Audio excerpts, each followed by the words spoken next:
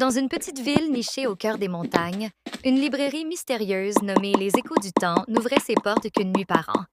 Le 31 décembre, les rumeurs disaient qu'elle ne vendait pas des livres ordinaires, mais des objets capables de changer le destin.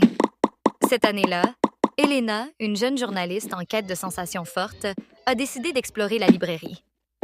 Dès qu'elle franchit le seuil, une odeur de vieux papier et de cire fondue l'enveloppe. Sur une étagère poussiéreuse, un carnet en cuir noir attire son attention. L'étiquette indiquait « Le carnet des âmes ». Intriguée, Elena interrogea le libraire, un vieil homme aux yeux perçants.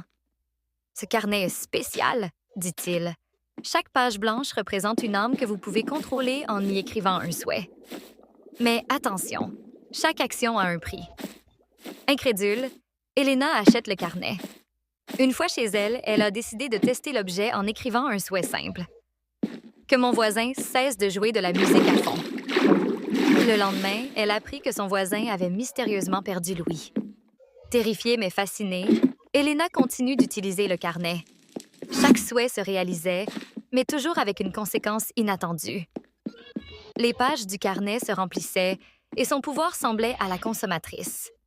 Un jour, elle découvre une inscription cryptique au dos de la couverture. Quand la dernière page sera remplie, ton âme rejoindra celle que tu as manipulée. Paniquée, Elena chercha un moyen de briser la malédiction.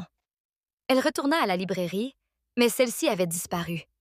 Les habitants affirmèrent qu'elle n'avait jamais existé. Désespérée, Elena brûla le carnet. Mais au lieu de s'en libérer, elle se retrouva piégée dans un monde sombre où des milliers d'âmes murmuraient son nom.